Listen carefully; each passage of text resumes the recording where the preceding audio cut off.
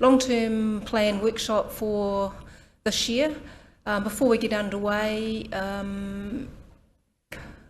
wondered if someone would like to do the karakia. Councillor Patterson. Thank you.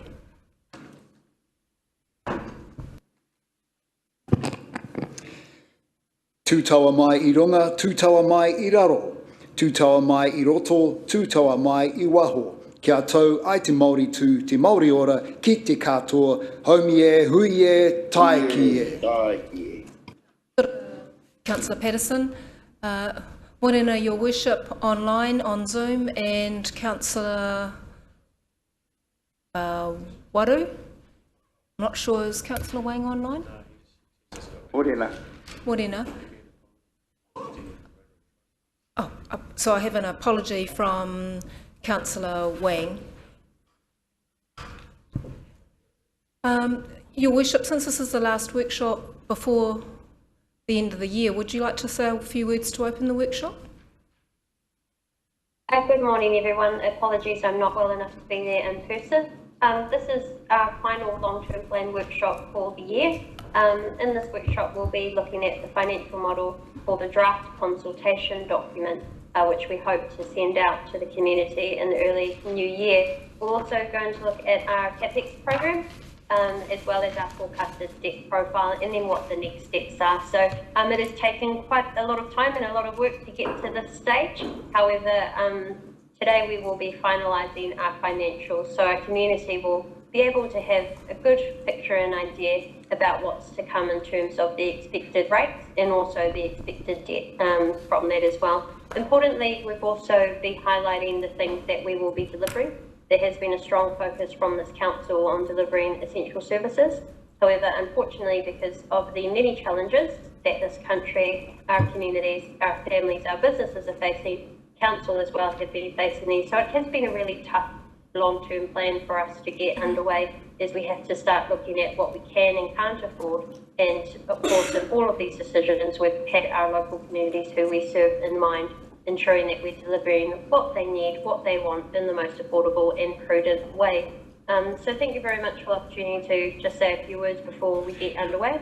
And I'd now like to hand over to Thomas Colley, who's going to overview this workshop today. Thank you. Thank you, Your Worship. And Morena, Councillor Maxwell. Thomas, over to you. Thank you, Your Worship, and good morning, councillors. Just a quick reminder, this should be a fairly quick workshop, hopefully. There are, I think, a couple of items at the end. So just the structure of this workshop is around showing where the, actually I'll just skip forward, showing where we landed after some of the changes that were asked to be made at the last workshop. Also going to talk about a bit of a summary of the CapEx program, what's in and what's out, and the debt profile, and then some next steps.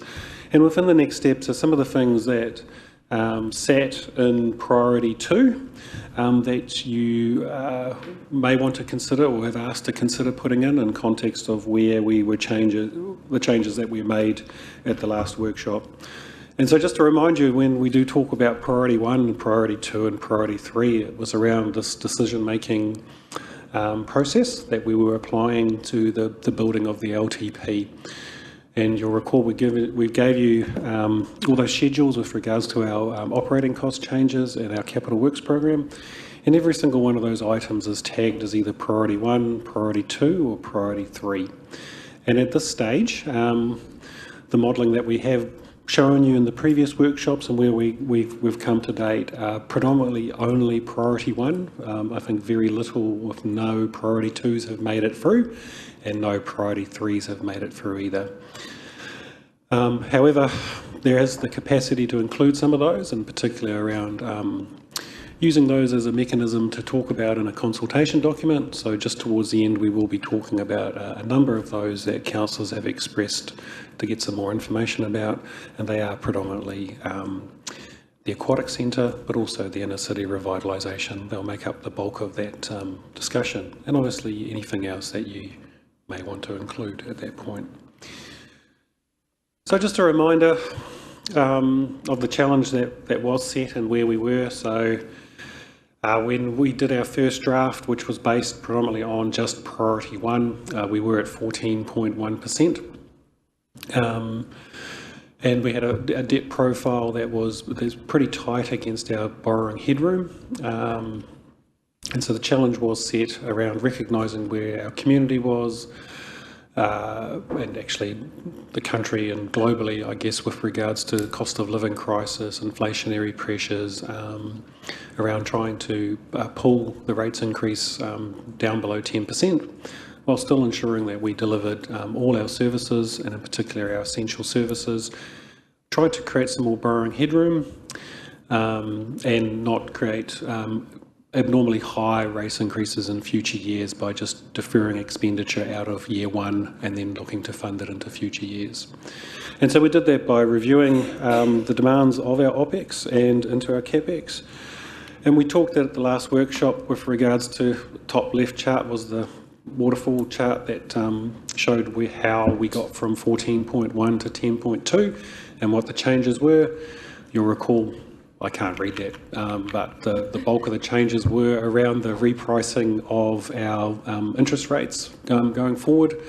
And the second one was predominantly around the timing of funding of 2 key renewal programs that saw significant uplift.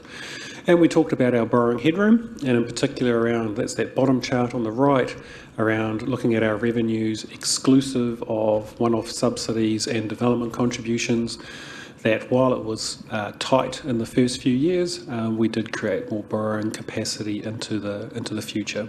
And you'll recall when we overlay the actual policy settings, there was a larger buffer between that. But recognising that with such a heavy work program in the first 3 years, wastewater treatment plant upgrades, IAF, etc., that it was very difficult to move anything of significance in our capital works program out of years 1, 2 and 3 into those future years, into years 4, 5 and beyond.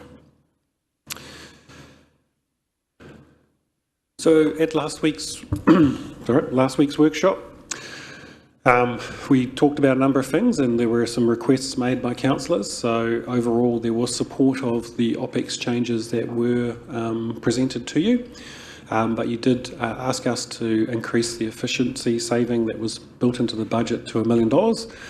I do have to use this opportunity to remind you of that obviously the work will have to be done to understand how that will be delivered, and there's obviously risk with how that will be delivered, but we have included that.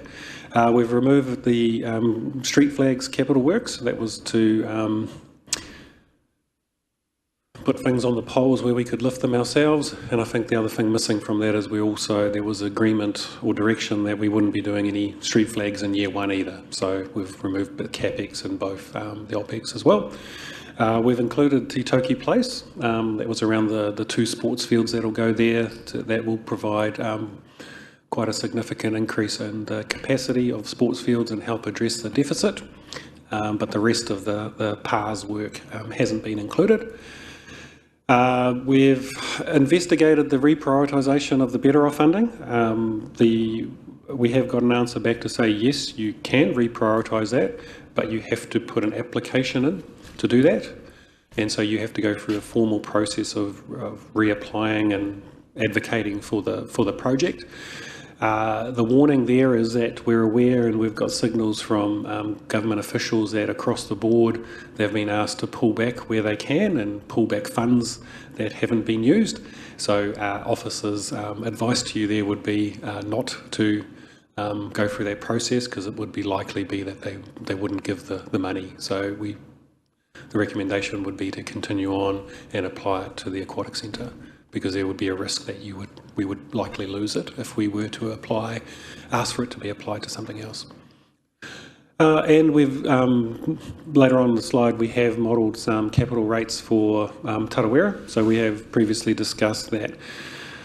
You'll recall when we first talked about Tarawera and LTP 6 years ago, it was requiring a one-off lump sum kind of payment to help fund because of the capital constraints. The LTP 3 years ago, that moved to the ability to fund it across 10 years on the assumption that a large number of ratepayers out there would pay in lump sum. and we do now have the capacity to allow it to be longer and not put any pressure on our debt headroom. So we'll show you the modelling of what 10, 15, 20, 25-year rates would look like, bearing in mind that, as we talked about, we are looking at having a workshop in late January to finalise the go through the capital funding plans and finalising the costs and the targeted rates for Rotorua, and also the RLC subsidy into that. And so we can have set, I guess, the policy parameters of how we're looking to fund Tarawera on the similar basis going forward. Bearing in mind that we wouldn't be looking to rate the Tarawera community until after completion of that scheme, which I think is in year 2 or 3. Might just pause there and catch my breath and see if there's any questions there. Thank you, Madam Chair. Just going back to the councillor direction slide, and it says removal of Airbnb vacant land. Does that mean we're not proceeding with that? We're removing the exemption of half the targeted rates. So, yeah, sorry. Thank you. Apologies on that wording. That's right. And my other question was, as expected, the government are tightening their belts. You said something about that agencies have been contacted by the government and told that if you get the opportunity to pull back, please do so. Does that bring into question any concerns for the museum funding? Not that we're aware of at this stage. I think the risk is where organisations have been approved funding, but they haven't progressed to the point where they're even looking like using it, or whether they want to change, then there's a risk. I think for us, just a reminder, we are at that procurement stage. We hope to be on the other side of Christmas with regards to a tender recommendation against the funding that's set aside. That puts us, I think, in a slightly different place, yes. Thank you. But there's always a risk, yep. Any other questions, councillors, at this point? Councillor Lee.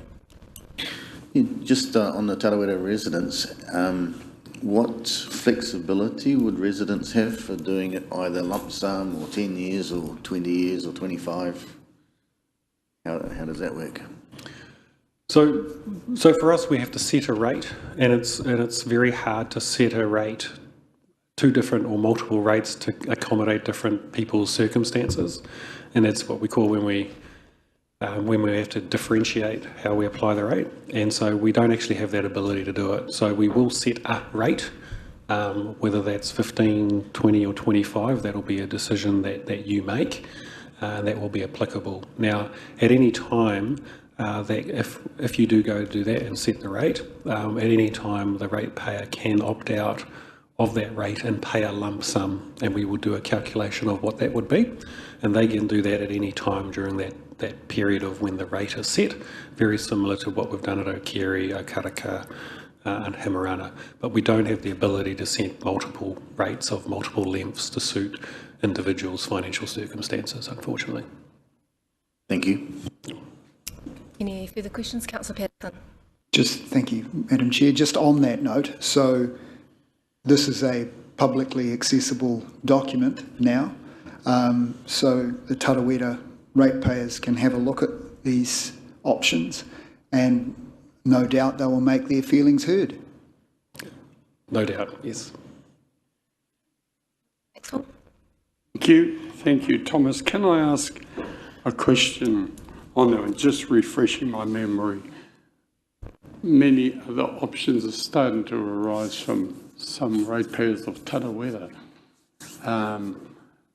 wanting to know beforehand how much it's going to cost. We've never done that, have we, ever in the past, sort of indicated to somebody what it's going to cost? It really is until after it's finished. Is that correct? A bit of both, Councillor. So we do, before we start these schemes and consult on them, we give an estimate of what those costs will be and how they will likely fall. And so we have done quite a significant amount of direct consultation with that community on that. And I think in the paper that went through to yourself last week, we were very clear on where the final estimated costs will be, give or take a range. So all going well, those costs are fairly locked in. Yeah. Yep. Okay, thank you. Just Councillor Barker. Just a question of clarification around the Be Better Off funding, just to understand the potential losing or not losing. If we have to use it within a certain period of time with the aquatic centre, or what's the? No, we don't have to use it in a particular period of time. The DIA is actually looking at paying us the full $5 million very, very shortly.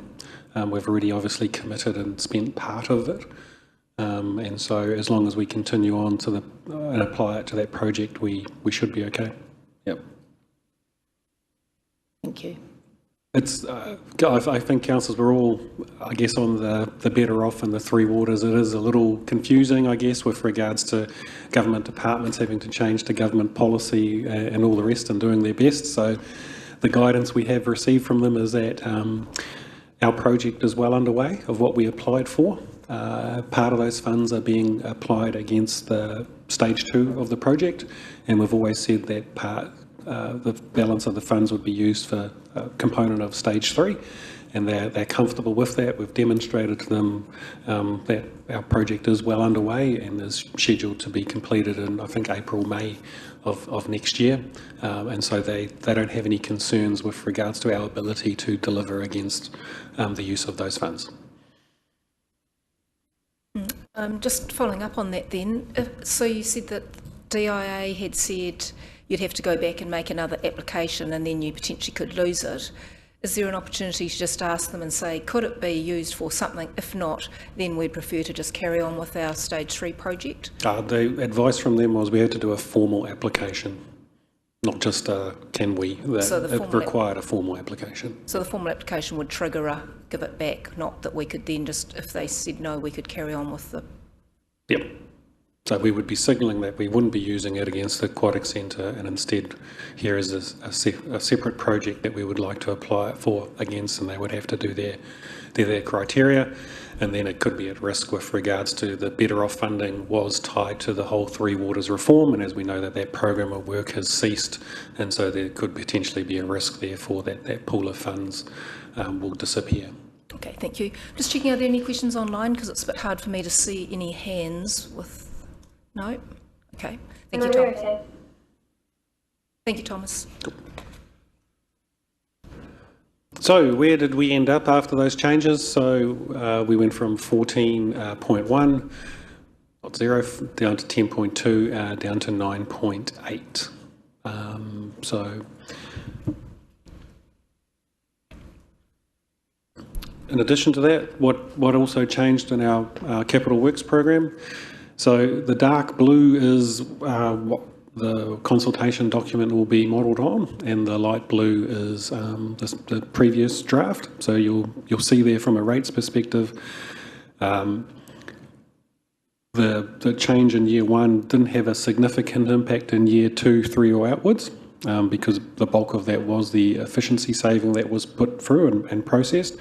But probably acknowledging, and this is something Councillor Brown I think raised at the last workshop, is that where we were in the earlier draft 14.1 and then I think down to about 7 or 6 in year 2, we are now sitting quite at similar levels for the first 2 years, and the bulk of that is down to the deferral of funding of some of our renewal programs. As I recall, 2 of our renewal programs are seeing significant uplifts from year 1 in funding required, and that is being phased in, and that is the park structures and the water renewals. And so it is 2 substantial probably rates increases in year 1 and 2, and potentially 3 before it drops off. In addition to that, that is also a reflection of the capital investment that is being put into the first 3 years in particular of the LTP. So you'll recall the whole program itself is about $780 million. nearly half of it, or about 45%, is renewals. So that is funded from operating expenses, but the balance is either temporarily financed through borrowings or permanently financed through borrowing. Temporarily as in it will eventually be funded from development contributions, or the other one eventually funded from rates. And the challenge there is, as we've talked about, is it's not really a bell curve because it's skewed to one side, but a significant investment into years 1, 2 and 3, and in particular in years 2 and 3. Why those increases in year 2 and 3 were higher was to support the continual investment, in particular into the stormwater tranches of programs and growth.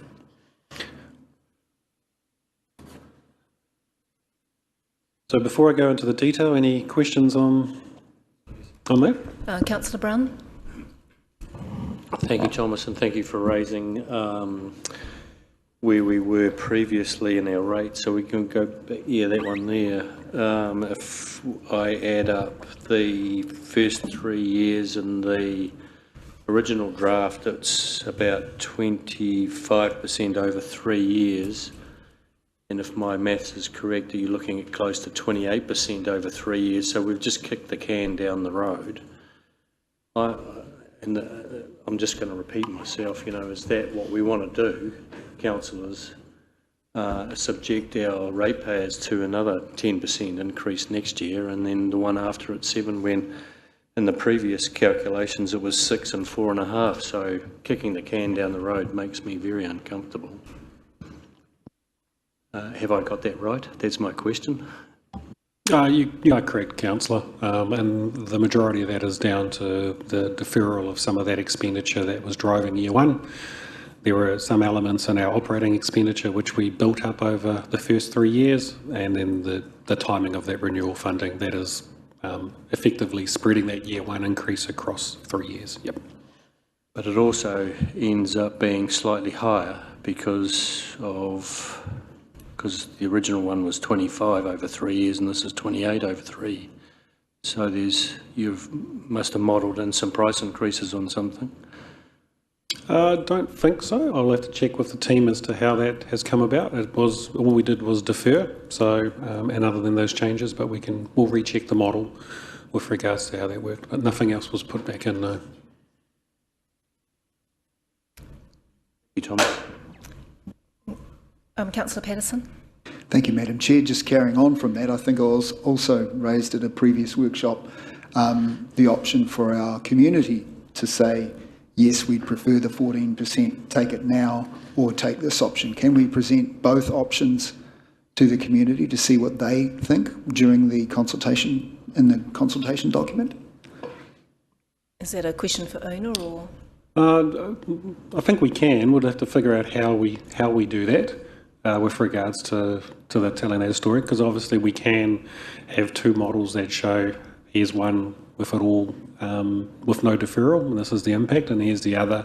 What do you think? Yeah, Una will have to. I'll just add to that. I think we just need to remember that when you go out with a consultation document, you are taking a preferred work program out. So if we get strong direction from you today that your preferred work program is where this lands at the just under 10%, that is what you would construct and base your consultation document on, but you can give options. So you would be going out saying, this is what we've assessed, we believe is in the best interest to undertake, we'll deliver these services and projects for this. If the community wished to see more done, then the option would be, well, doing more would mean adding back or moving back those things that took you from the 14 down to the just under 10. And we could give them the option, we could give them the option of, well, would you, be comfortable and support a 14% rates increase? So yes, it can be done, but it would be an option for them to consult on. You'd still be going out with your preferred work program, whatever that might be. Thank you. Just following up on that then, Thomas, so this is modelled on a proposed CapEx project or program, and in the past we've had quite ambitious programs, but we've often not achieved 100% delivery. So there is the opportunity, so whilst this is a model calculating what it would look like in year 2, 3 and beyond, there is the opportunity, once we see what's been delivered or not delivered or can't be delivered or is already delivered, to, that potentially could be reset in next, when you do the next annual plan, if things change with government funding or other requirements. There is always that possibility. Yep. I think just a reminder as well of what year 1 is made up of in our capital works program. When we did look at trying to move and defer things, and excluding our renewal program, there were 3 projects that made up 90% of what the remaining budget was, and that was the wastewater treatment plant, Rotorua sewage scheme, and the museum. So there was very, if those projects go ahead as progressed, it's very likely we'll achieve close to our year 1 budgets. But historically, yes, we have at times set ambitious budgets and not achieve them. However, last year we did get close to, I think, 93 million, which was our biggest year. So with those 3 projects, if they do go ahead, it is likely we will achieve year 1 budgets. Okay, thank you. No questions online? No? Okay. Thank you, Thomas. So I guess what's in and what's out now, if this is summarised, we've obviously given you those spreadsheets, which I apologise, there is a copious amount of information in detail on there. And just a reminder that if on those sheets, priority 1 is in and priority 2 and 3 are not. So what is in? So 358 million of renewals. So that's just, as I said, I think about 45% of the total capital works program over the 10 years. By and far, the bulk of that is supporting the infrastructure strategy. So that's stormwater, water, wastewater and roading. The next biggest item is parks, reserves and cemetery. Then corporate technology and IT. So that's our IT infrastructure and software support. Strategic properties, fleet renewals and community halls, followed by more renewals with regards to our 5 larger buildings, EEC, Performing Arts Centre, the stadium, not built, that was based on I think as we discussed at the previous committee meeting around maintaining it as the status quo, not looking to lift or drop the level of service at the stadium, the library and the aquatic centre. And then 6 million across all our other assets and plant and equipment across the 10 years.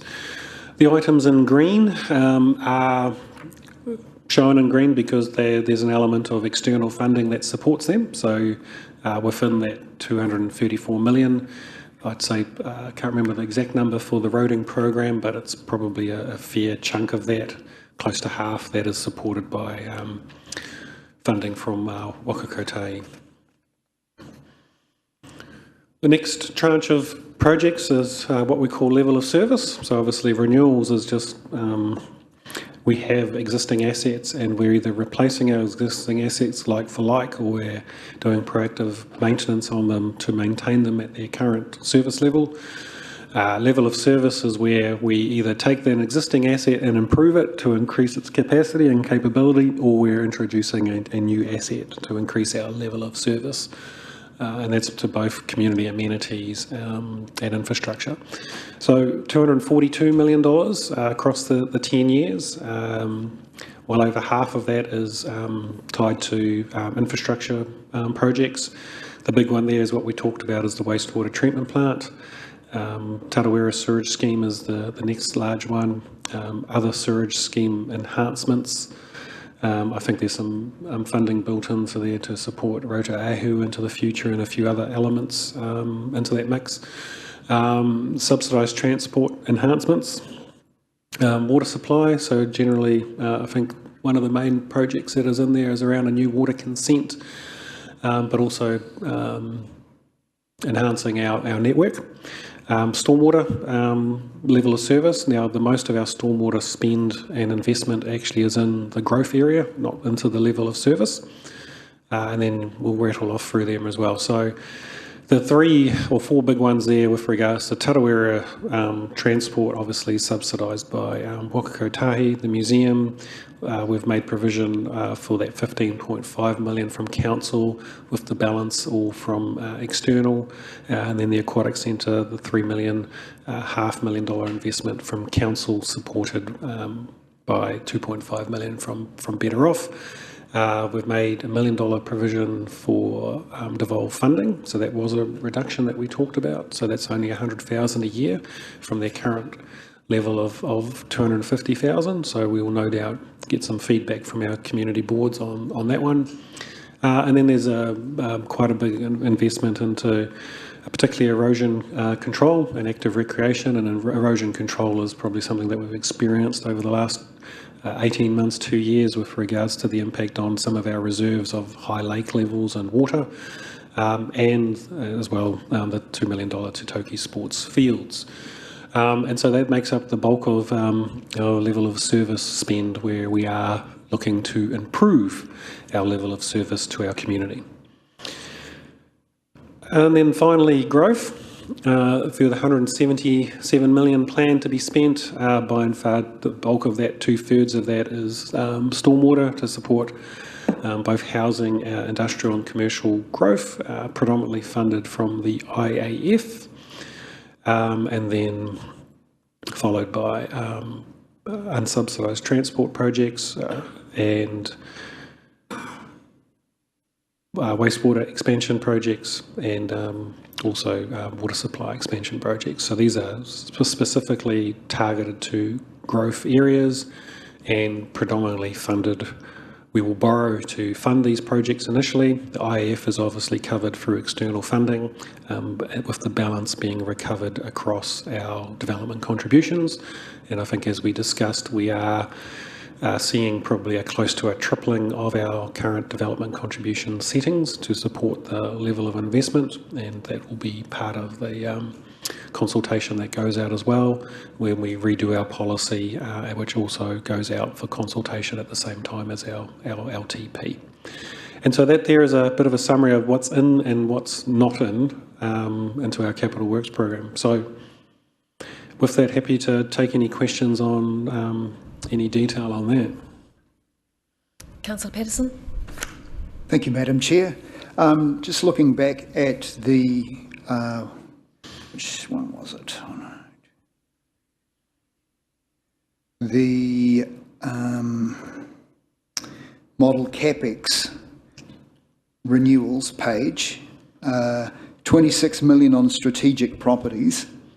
So has there been any thought with regards to Vaughan Road and Infracor's current site there? I noticed quite a bit of the Tenai Road property has been cleared. Was there any study or thought given to moving to that site, to Tenai Road, so that we could expedite the sale of Vaughan Road? Yep. So within the LTP, we are targeting the sale of 2 of our strategic property holdings. The first one is Tenai Road, which is currently being cleared because of issues with the buildings. And then the second one is Vaughan Road. It's very likely that Tenai would be the quicker one to dispose of. Vaughan Road needs to be linked to the moving of Infracore to an alternative site, and we do have some archives on that site as well, which we're currently planning on moving off that site as well. And so, yes, both those sites are available. Both those sites have very keen interest from a whole range of people, either neighbouring properties or local developers, and so we are working through that. So at the moment, though, with regards to where we're at, Tenai is probably looking at the easier one or the quicker one to do. And the fishhook there is smart environmental. With regards to relocation of them, there was some thought with regards to, we're obviously out for the FOGO tendering for the procurement. and as maybe potentially part of that or not, is there room on the old landfill to relocate smart environmental onto that? So the thinking was, yes, we can dispose of them, but we need some transition plans to exit at the same time 2 of our tenants off each of those sites. And so we haven't modelled what that looks like. We've just modelled, I guess, a lower net contribution from the sale of those proceeds, with a view of, as they progress, we'll get a better understanding of where some of those other tenants need to go. So that's unlikely to have any impact on year 1 or 2 of our current LTP?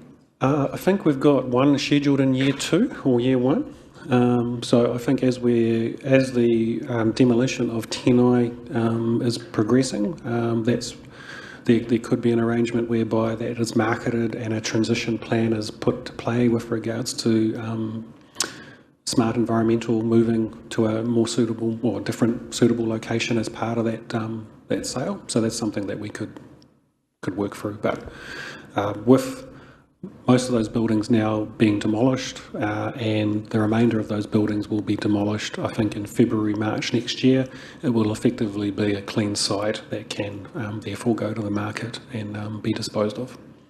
Thank you. Councillor Barker.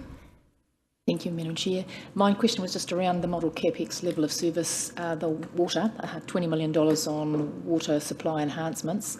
You said a good chunk of that was for resource consents, was that right? How much is a sizable chunk, and is it regulatory stuff? What's the... Yeah, some of it is resource consent. So our main water supply up the top of the Utahina is getting a new resource consent. And there'll obviously be associated works with regards to the pumping and all the rest that will go with new resource consent conditions. But yeah, so it's not all for that location. I think just across the board there's a level of investment needed to continue to support regulatory, environmental and community challenges around ensuring continuity of service. Thank you. Thank you. Thank you, Thomas. Ooh. So what does that all mean with regards to the debt? So based on all those changes, that is how we sit against our policy settings. So just a reminder that the reason why the 2 lines, the blue line is our internal debt limit based on 250% of our revenues, and the orange line is the external setting. Our main funder is the LGFA. And so therefore, I missed the slide. Oh. Sorry, my apologies, I missed the slide. This is the CapEx that has been excluded. My apologies, I thought I'd covered this. So what isn't in the plan, so these are in your schedules linked to either priority 2 or priority 3. So with regards to unsubsidised, we've removed rural street improvements, multi-road lines and unformed roads, urban street improvements and rural road seals program. So those are all things that projects that were directly tied to council borrowing. We removed walking and cycleway improvements, so recognising that we do get 57% subsidy from them. So just under 4 million of that would have fallen on councils supported by debt and rates. We made no provision for the inner city master plan, though we're going to revisit that one. It appears we've also removed Kurau Park, skate park. Removed lakes infrastructure enhancements, no further investment into the PARS implementation with the exception of the 2 new sports fields on Tatoki Place in year 1 and 2. The removal of, or haven't included any funding support to the airport or Rotorua in New Zealand with regards to the business park development at the airport and stage 3 aquatics. With regards to that full program of work that you saw, hasn't been funded, just provision with regards to the 3 million that we've talked about before, which was 2.5 million from Better Off and $500,000 from council. So sorry, I probably should talk. Any questions on this one?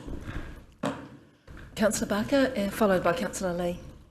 Just clarifying, really, is this just for the first year, or is it spread out over longer? That these will be removed? These have been completely removed from the whole plan, the whole 10 years. So there'll be no unsubsidised roading projects at all for 10 years? Thank you.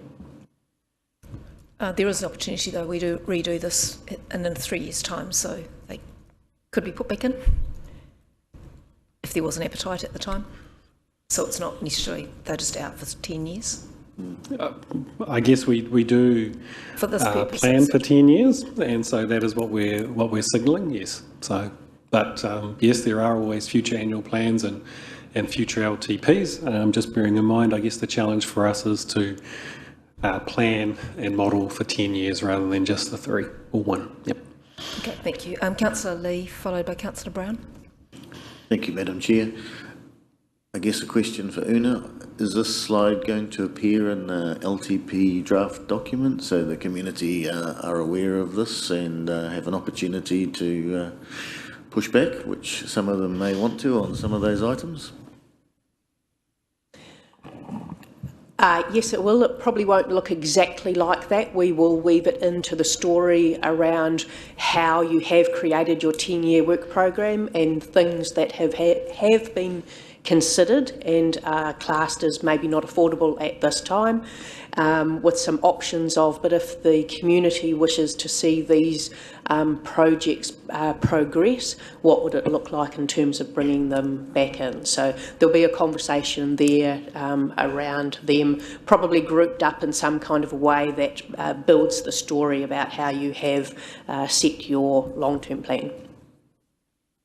Thank you, Una. I look forward to the bedtime reading. Councillor Brown. Thank you, Madam Chair. For what it's worth, I think this is the point where we say, are we going to do these projects or not? And if we are, I think they need to be modelled into the 10-year plan rather than out, and then ask the community whether they want to put them back in. I know that the business community, particularly the Chamber, want to see something happening in the CBD. We've heard that loud and clear a number of times, but we're taking it out. And I think when we move on to the debt profile space, we can see that there's some headroom. I think if we're going to do them, we should signal that we are going to do them and let the community tell us we don't, rather than the other way around. I think we've got to show some leadership in this space and decide, are we going to do these or not? And if we are, then plug them in. That's my 10 cents worth. Councillor Maxwell. Thank you. No, I hear what Greg's saying, and further to this is looking at the one word airport / tourism economic New Zealand. I would like to have seen that separated so we know we're talking about the both. Often, Thomas, you have told us that our tourism office has stayed stagnant for 7 years, and I just wanted to sort of know where.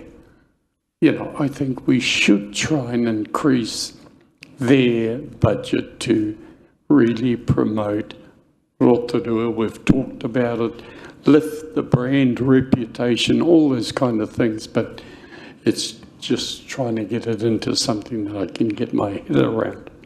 Thank you. Yeah, thank you, Councillor. Just a reminder that line is tied to some CapEx work around a business park development. Rotorua NZ funding within the plan. We've provided a 5% inflationary increase to their $4 million a year budget in addition to that, so that's about 200,000, and then on top of that there was a further 550,000 being provided from revenues from the Airbnb rate. So we are therefore providing them 750,000 of additional extra funding in year one on what they currently are being funded to support the destination marketing, the rebuild, the rebranding. Yep. Your Worship, the Mayor. Thank you, Madam Chair. Through you. One of our council priorities, of course, was the economy, and just to support Councillor Brown's point, within that we do have a priority of revitalising inner city and Fenton Street corridor. I think this council has worked incredibly hard to fix the issues on Fenton Street, but there is the question of, well, what's the vision for the next 10 years? I know also our Chamber of Commerce and our business community would really like to see some further investment. So while we are not in a position to do so in the next year or two, I would certainly be open to the later years in our 10-year long-term plan to actually signalling some investment within the inner city. Not saying that that may be the full $10 million, but Councillor Brown is right, there has been quite a lot of work that has gone into that. There may be other opportunities where businesses will be willing to put in a bit of money themselves through some sort of economic business rate or incentive to actually make sure that in a few years' time our inner city is continuing to be revitalised. So I would be open-minded to that. I think that may be feedback we get to the community consultation document, but that is one that does speak to our council priorities, and I hope that we're able to deliver in some way over the next 10 years. Thank you, Your Worship. Councillor Patterson.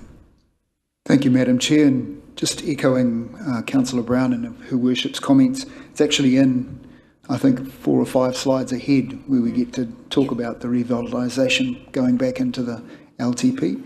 But the one that jumped out for me was, I think, as Councillor Barker raised, not spending any money in the rural community at all for their roads for the next 10 years, to me, is that it's going to go down like the proverbial in the milkshake. That just will not fly. So I noticed that, you know, while we're trying to make savings for our community as a whole, the rural community is still part of our community. So even if we look at that being deferred to maybe year 2 or 3, not necessarily next year. They've been waiting for a long time for things to happen, and they feel like they pay a significant amount of rates. And I know I'm not talking out of turn, and get very little in return. So I think that would be also one thing we should look at remodelling for, getting that CapEx happening on the rural street improvements and the rural seal improvements as well. Haven't got my glasses on. Yeah, thank you. Thank you, and I'm sure that we will receive feedback on that. Just a reminder though that the roading program itself across the 10 years, I think the Capital Works program is about $100 million. So within that, and even in our OPEX budget, there's still a significant investment into our rural roads. I can't remember what our rural road network makes up of, but possibly 75% of our roading network. So, you know, we do still substantially invest into the rural roads. I guess it's just with regards to looking at where our borrowings sit and how they are applied. We consistently get feedback from Waka Kotahi that when we do our master planning with them, that they don't believe that it is effective use of our funds, so therefore they're not prepared to support the funding of it. And they always challenge us with regards to diverting those funds into other areas which they're quite happy to fund with their 57% subsidy. And I think that's the challenge that we have. Okay, Councillor Brown, followed by Councillor Lee. Don't you love workshops? Thank you, Madam Chair. I think the walking and cycling improvements need to stay in. Sorry, Councillor Patterson, but you look at how many kids are walking down Malfoy Road and the state of our footpaths and crossings. I just think it's work that needs to be done. We need to look after particularly that part of the infrastructure network for the safety of our school kids. So while I get where you're coming from, you don't have to do it, but I think, in that particular piece of work needs to be done and needs to be included. Okay, I would agree. That particular piece does need to be included. So perhaps if we got an option of going, which are the must-dos and which are the ones we can do without? Councillor Lee. Thank you, Madam Chair. I'm hearing Councillor Brown loud and clear with his CBD thing and support where he's going with that.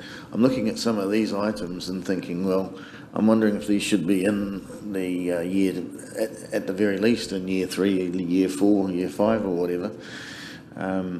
Like, for example, the Corral Skate Park, we kicked that can down the road during the annual plan, and for it to not be in the long-term plan at all, that would seem not to be consistent with what we said we would do last year. So that's one item I'd certainly like to see in there somewhere in the next 10 years.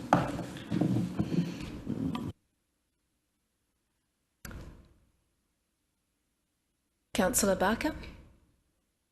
Thank you, Madam Chair. It was just an observation, really, we're talking about walking and cycling improvements and the safety of children walking to school, that those rural street improvements are exactly that. It's, that's for footpaths, drainage, lighting and all the safety side of our rural villages. So that is why I raise it. Thank you. Thank you. Your Worship, did you have another question? Sorry, I was trying quite hard to hear just... Yes, you are coming in. It's a bit echoey, so...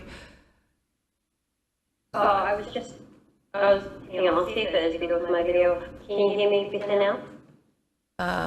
No, I suspect you might have speakers on in your room and it's feeding back in here, Tanya. I'm very sorry, I'm not sure what's happening. It's okay, thank you. Can understand you, it's just a bit loopy.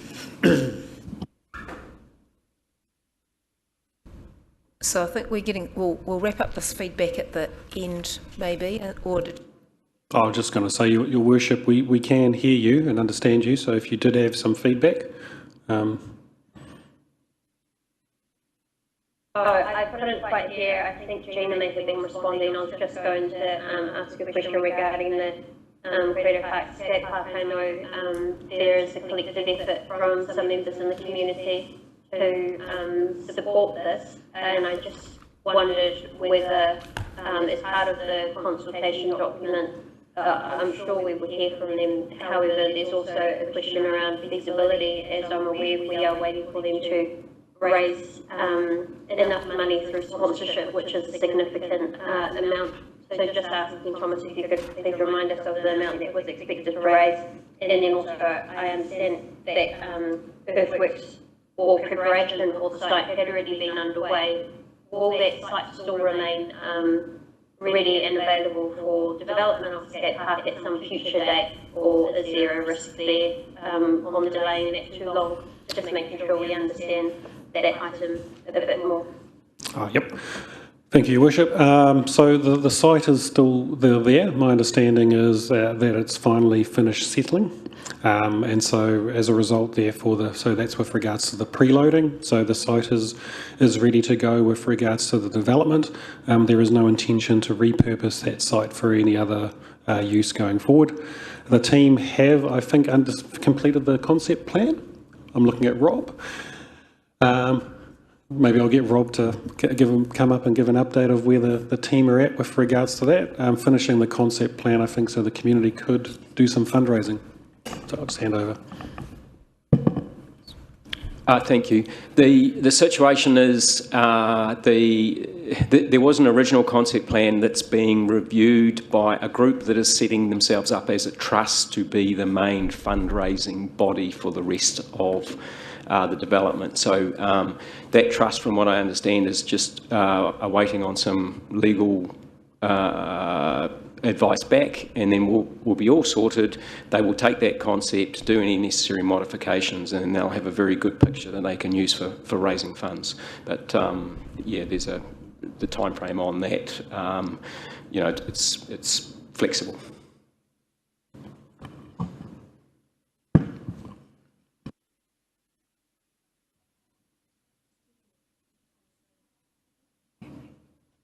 sound? No? It is now? Okay. Sorry. I think it's cutting in and out, isn't it?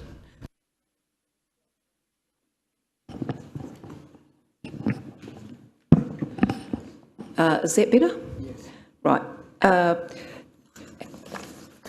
Do you want to take this feedback now, or do we deal with it at the end? So, based on your first slide about looking at priority 1, CapEx and OpEx, and this slide is to do with the priority 2.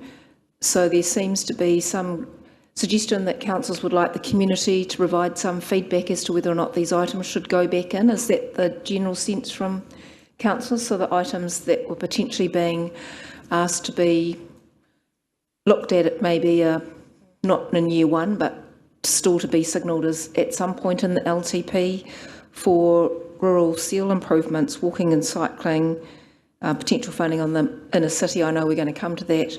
And then potentially, what is the option around the skate park? Are those the items that Madam Chair, it was the street improvements. The street improvements, not the seals. Yeah. Sorry, 1.4 rural seal improvements. Some of the most high risk cycling or walking paths, such as Malfra Road. So a prioritisation of whether or not we needed all of the walking and cycling improvements. We'll come to the inner city master plan, and just perhaps not wanting our community to lose faith in terms of a skate park. So has that captured that, councillors? I'm just checking online with your worship. Yeah, thank you. I think that we need to show clear direction to our community. There's a reason why these have all unfortunately ended up in the excluded, ended up being excluded, because when we've taken a really hard look at what we can and can't afford, unfortunately these haven't come under essential services. So the items I think that councillors are raising, yes, we should explore with our community on whether they want us to put it back in. However, because we are having to remove quite a lot of things, I think it would be quite an arduous task to be consulting on all of those. However, I'd like to seek some advice on whether it would be normal process that we would consult on things that are removed, when I would have thought that the focus should be on what this council is wanting to deliver instead, because this is our long-term plan. And yes, there are changes to the previous long-term plan, but it's not about what's happened in the past. Yep. Thank you, worship. Apologies. It's been a long year. My apologies. Yeah. It is trying to find that balance of do we consult or not, and I think where we've historically consulted on items and talked about them and then we remove them, I think there would be a bit of a surprise to our community if we didn't mention it, and particularly the rationale of why we've done what we've done. And so it's trying to find that balance between those. The other element is that trying to find that balance is by excluding some of these and consulting on them, and I think some of them will need to be, it will drive probably a significant amount of feedback. And so the question will be therefore is, what do you want that feedback focus to be from the community on your LTP? Is it on some of these minor items that you may or may not want to include, or maybe on some of the bigger strategic items? And so there is a risk there for that.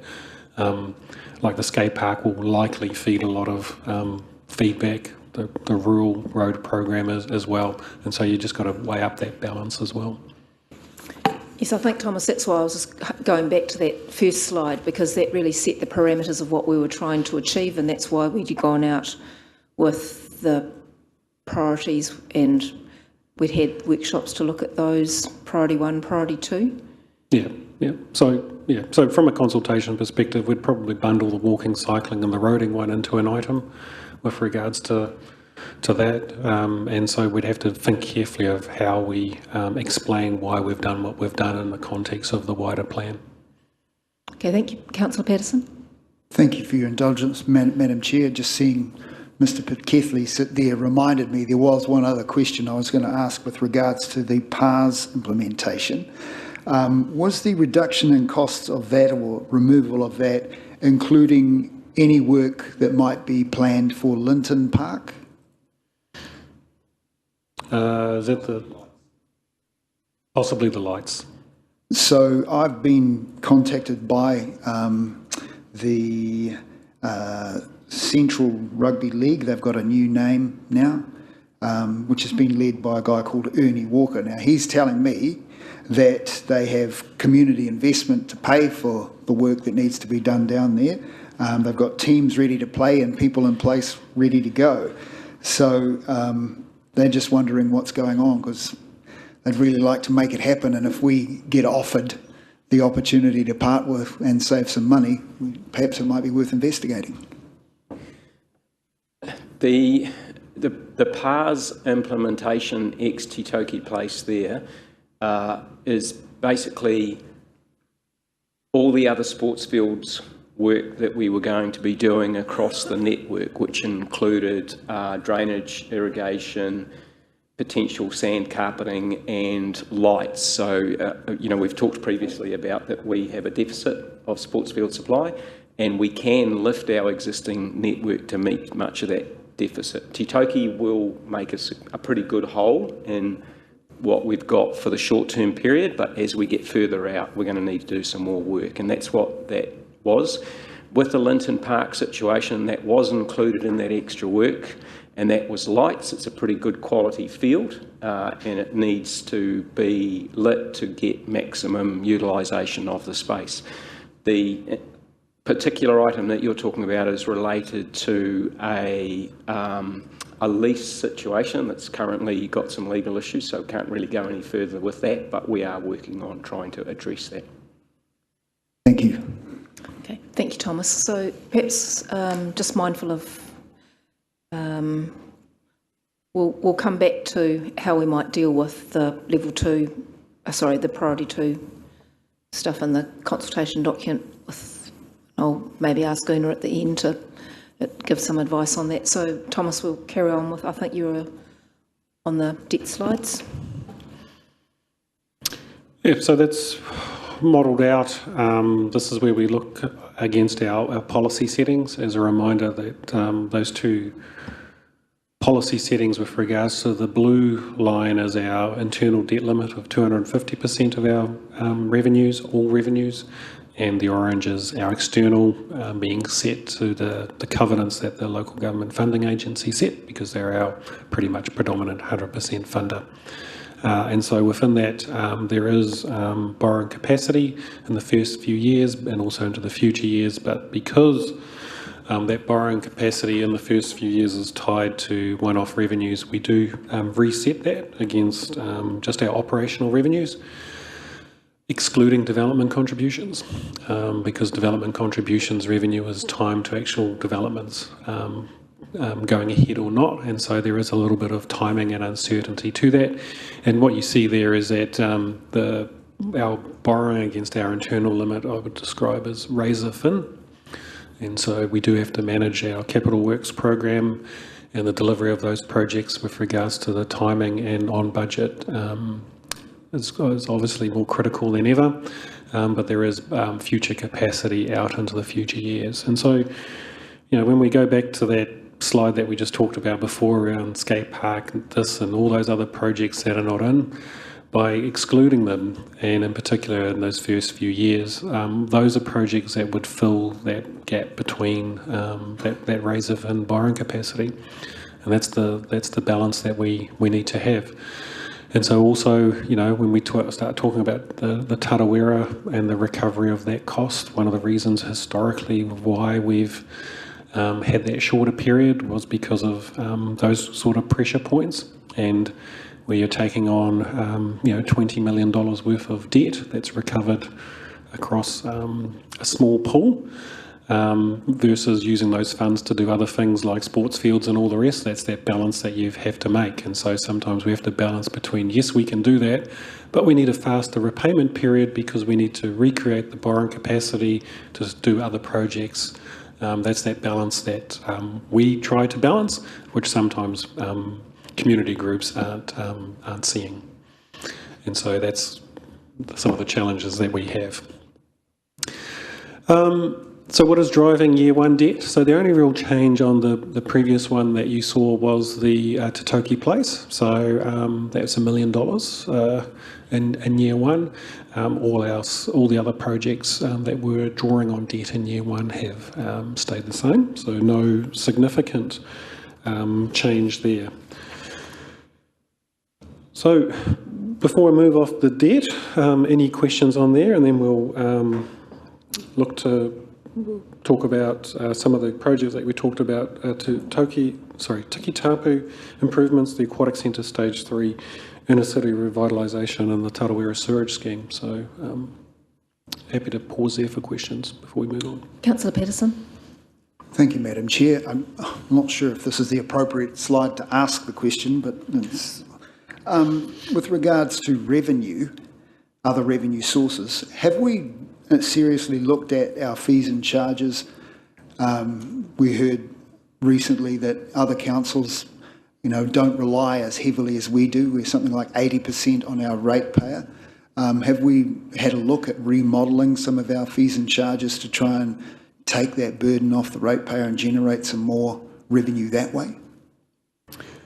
We have, and this is something we've probably struggled with over the last 10 plus years. That trying to find that balance between rates and other revenues. So there are other councils in New Zealand that have a much less reliance on rates. They have much more development contribution revenues, but they also have a lot more user fees. When we've tried to do that in the past and signalled that you'd have to have substantial cost recovery, such as charging sport clubs more to occupy sports fields, changing the funding policy of animal control, so dog registrations have to go up, etc., etc. We've historically struggled with the level of the fees that the community would be charged. And so what we have done in this case, we have looked at all our fees and charges. We've applied appropriate inflationary adjustments. Where we're out of sync significantly with our funding policies, we've adjusted, but short of getting direction from yourselves on anything else, no. It might just be that this is something that we look at maybe year 2 with regards to a comprehensive funding policy review and fees and charges, and having that discussion with our community. Thank you. Thank you, Thomas. So with that, I'll probably invite Rob back up, and Rob can probably talk to... I think this was just an information slide. It wasn't. It was just in the last one. Yeah, so there was questions around Tiki Tapu project, so it hasn't been included, but effectively the scope of the work was around, as you can see there, providing power and parking improvements at probably our busiest lake and event space, and in addition to that support a boardwalk, which I think was around the Rotorua roadside, which part of that walking track was lost a number of years ago when the lake levels rose, and I think the community are walking on that very thin pathway next to a busy road, so I was looking to address that. And so, as I said, they haven't been included into this plan, but could be something at the end of this with all those others as to whether you wish to include this or not. The next one was the Aquatic Centre, so Rob has quite a few slides on the Aquatic Centre. And so what I'll do is I'll just hand it off to Rob to take us through what the options could be. Thank you. Just 3 slides. I know from the previous workshop there were questions around the stage 3 components, and so what we've done is I've just put a few slides together to help take you through how it's been packaged. But basically, in understanding what is likely for stage 3, there's been a lot of discussion with designers, with QS, with engineers, with the operators, and also potential private partners.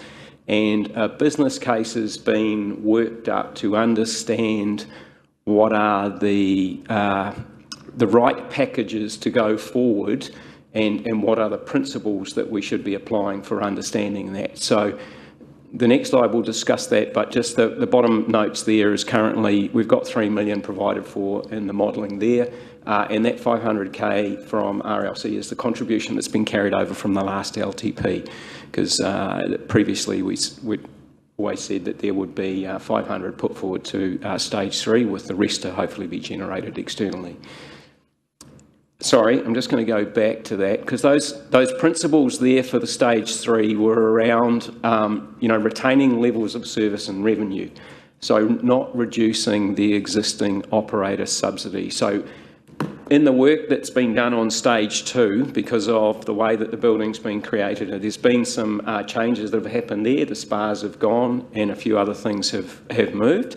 Now those have actually created a revenue for the aquatic centre. We know that with a new aquatic centre we're going to get increased utilisation and attendance, but there's been some shifts in some of those revenue generators, so we need to think about that when we're considering, because the more revenue made by the operator is less subsidy that goes in to help support that facility to run and exist.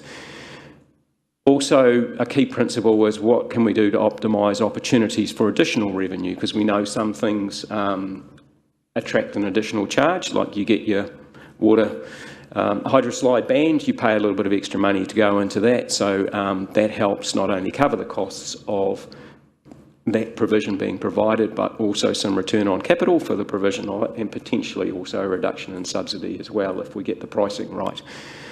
What are the leveraging opportunities we have from various components to attract private partnership? Hydroslide is one, for example, that would be very attractive to a private partnership. Other areas are not so attractive because they're not really a put your band on, get an extra bit of revenue opportunity. And then what are the effective packaging for plant? Because a hydroslide and a bombing pool would probably run together pretty well off a similar set of plant, much like a spa and an aquaplay would. But, because of orientations and the amount of water and the type of gear that's needed, some other combinations won't work so well from an engineering perspective.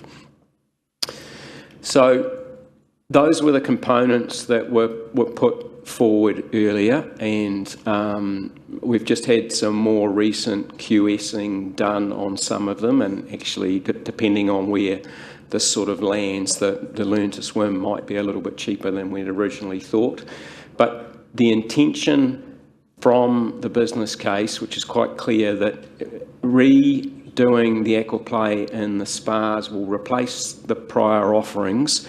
They will give a good range of recreational opportunities from toddlers right through to adults, and there's also a very minor therapy component to the spas, which have been attractive and a revenue generator for the operator, and that's basically sort of where the 3 million would run through in terms of getting that piece of work done with the necessarily plant and equipment that you would require to add on to those services.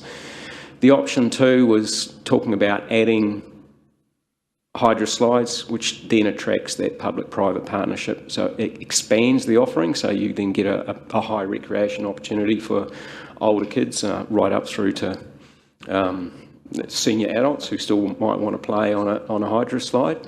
And then option 3 was the full suite of information, so full suite of components. So the proposed draft, like I say, is currently limited to 3 million, which really covers the aquaplay and the spa offering. Would cost about that with the plant associated, and we could easily deliver that in year 1. That would provide revenue for the operator again, which would help the subsidy.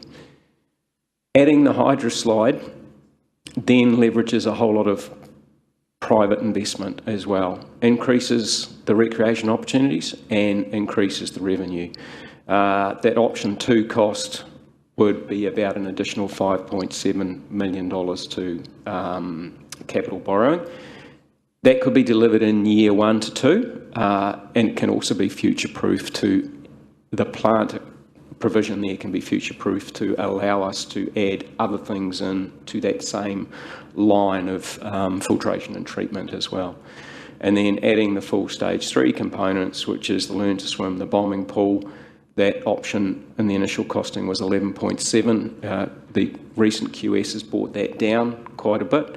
And that could be delivered basically any time. It could also be staged and phased so that there's bits and pieces done in the sequencing of the plant that's there. So further considerations could be to push option 2 further out into maybe year 3 or 4, and option 3 could be staged through later sections of the full 10-year LTP, dependent upon external funding and what can be gained from things like a learn to swim pool is probably a very attractive proposition for a community funder, and so how the negotiations for that sort of component can work through time.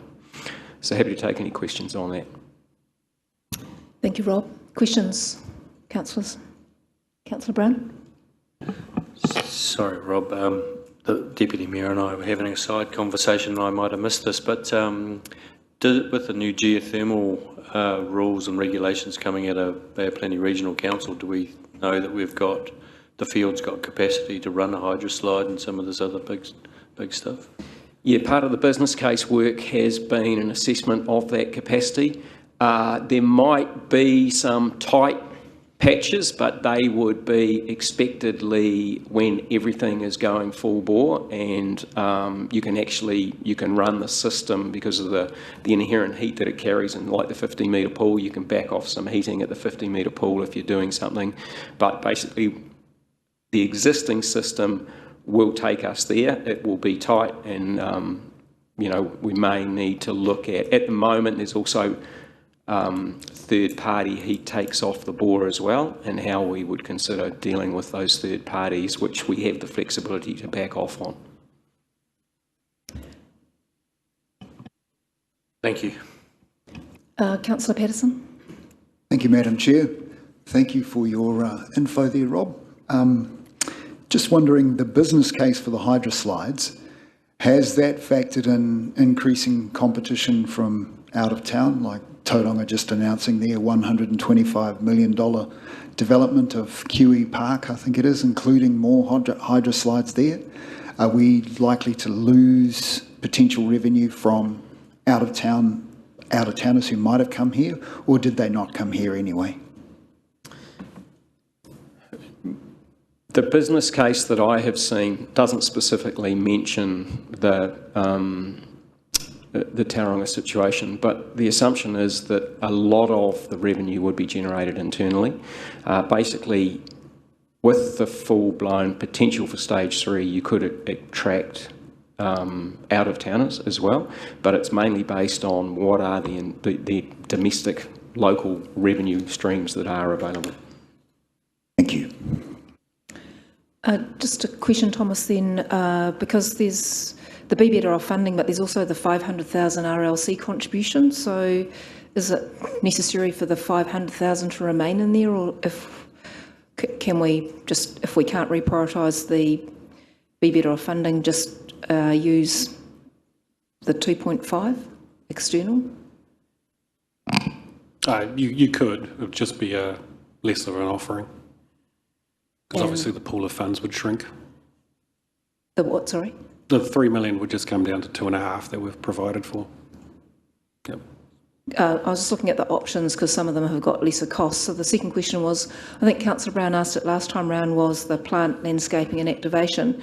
So the options that you had up there with the spa pools and aquaplay, have they got their own plant? So that would be delivered within the 1.8 if you did spa pools and aquaplay, because I see you've got to use that for the external funding, but then RLC would need to fund still the plant landscaping activation, which presumably would be the thing that you would need to run everything. the way that that table is presented, there are some sections that plant landscaping activation, approximately 1.5 million, would provide you everything that you need for the 3 lines above it, basically. If we were going to not do the hydro slides, then we would still need some plant and activation as well for the spa pools and aquaplay. So those numbers could be reworked slightly, but there would, the 1.8 million for the aquaplay and the spa pools, if that was the limit, we would also have to include some plant to drive that and some activation to drive that. So there would have to be a step back on what was provided in terms of spa pools or aquaplay levels of service. So there is a component of, which is why I suppose the 3 million that's put there is to include, to make sure that we have the provision of everything to provide that earlier stage. If it was dropped back to 2.5 with the 500 out from the previous LTP, again, it can be done. It's just that the level of service might be reduced slightly. Thank you.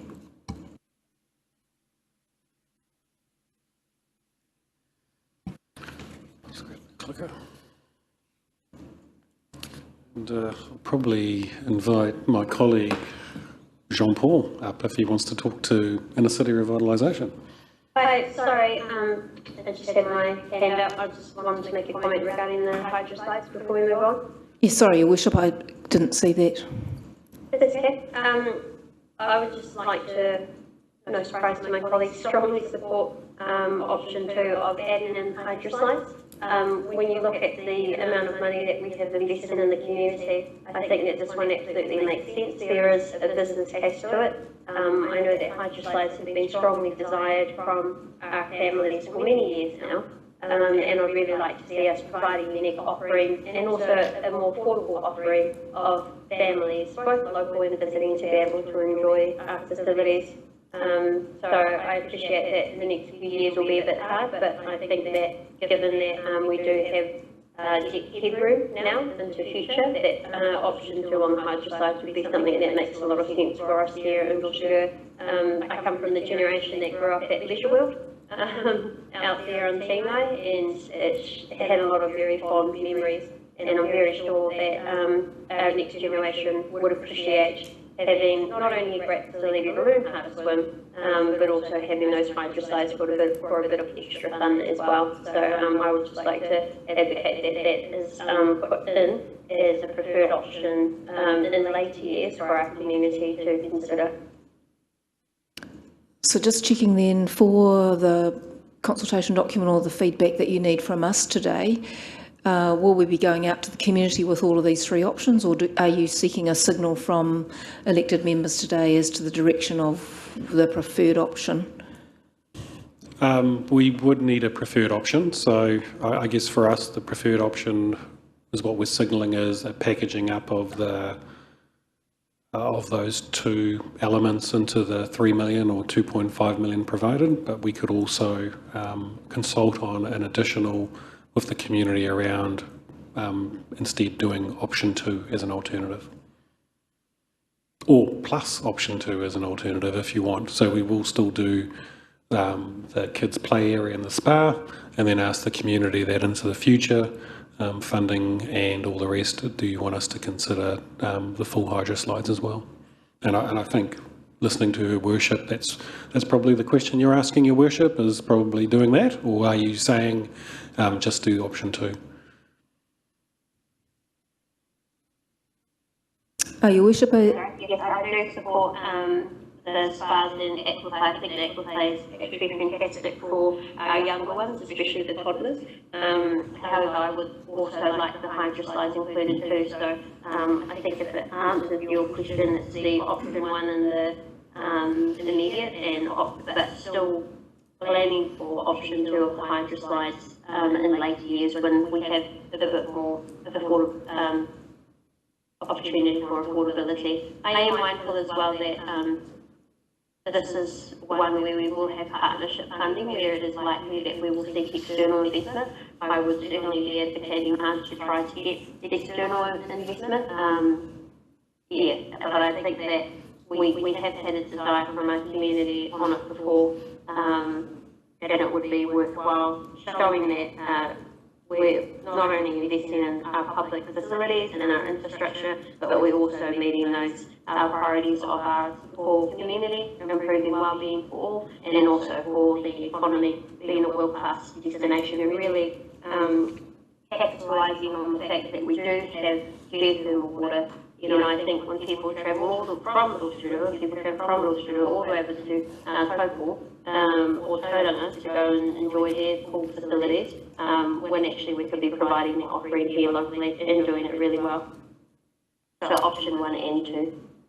Okay, so I think there's two options that we're seeking direction from councillors, is that it's either option 1 and 2 together, or is it we go to the community with option 1 with potentially option 2 at a later date. Is that a fair summary? Yes, Councillor Brown. Sorry, Thomas, this one for you. This is not in the debt profile that you've provided in the... No, so option 1 is, so the way Option 1 is in the modelling. Yeah, so the way I interpreted what the Mayor was saying is we will leave the model as is and include option 1 to be funded, but within our consultation document we will ask our community the question of whether you want to have further investment into year 3, 4, 5 to support hydroslides, and this would come at this cost at that day. Yeah, well, I would support that. So I think that's the option 1 with going out and then looking at potentially adding an option 2 later. Yep, seek feedback from our community, yes. Sounds good. I'd support that. Okay, so there seems to be general nods around the room that we're going out with option 1 with the, it's already been modelled. As the preferred, As the but preferred. asking the community as to whether they wanted to invest further into option 2 in our later years. Yep. Your worship, is that we've got... I don't think that's what, sorry, Sandra, I don't think that's what Tanya put forward. I'm just trying to... I was just checking with your worship. There's quite a few nods around the room here for that as the option to take out. So I'm just checking if there's anything there's any other suggestions or... Yep. So to be clear, therefore, the alternative would be to include both. That's what I said. So it's option 1 with 2 at a later time, or you package option 1 and 2 together. So, Councillor Barker? Just my preference would be just for option 1. I'm struggling with the spending of $5.7 million stage for the second option when we can't afford to spend money on our roads in the rural areas. But if we include it as an option for our community to feedback on, that's probably the best idea. Okay, so for me, thank you.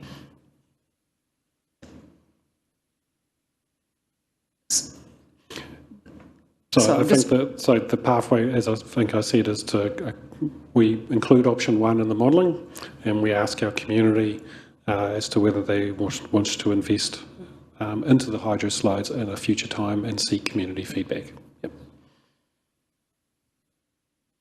Okay, so I've got nods for everyone. No, not quite. In the room? Yes, so then your worship or Councillor Waru?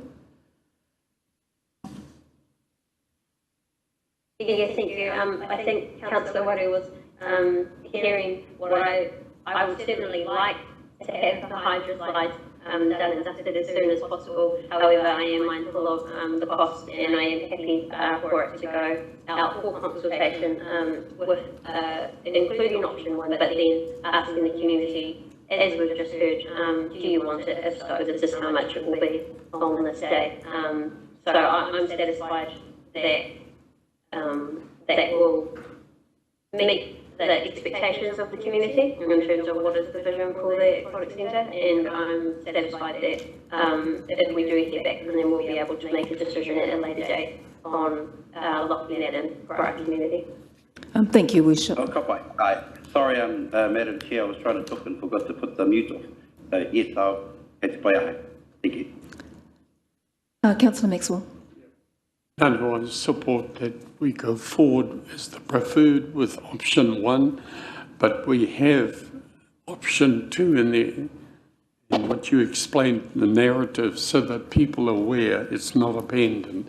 We are still looking towards that into the future. I think that's what we've agreed on, so thank you for that. Maybe we, just mindful of time, so I'll see if we can maybe wrap this up and not have to take a break, if that's okay, because I think the workshop is only scheduled to run till 11 o'clock. Yep, there's just 2 more. So there's Tarawera, we're on the, oh no, sorry, inner city revitalisation slides. I'll hand over to JP if he likes. Good morning, everyone. Look, I think probably the discussion here was that desire to potentially bring it back into the middle of the LTP program.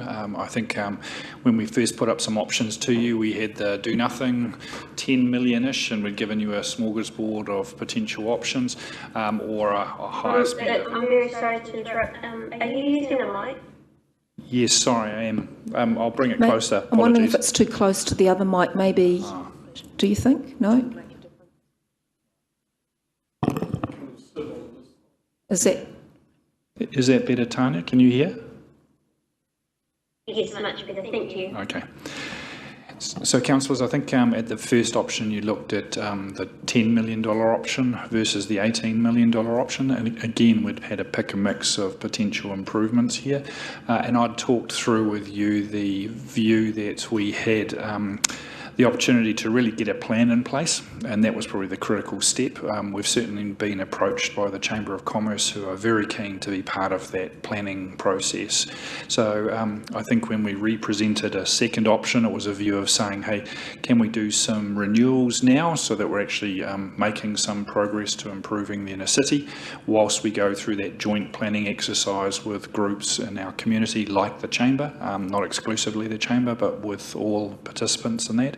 And then with a view that we've got some more certainty for potentially years 4, 5 and 6.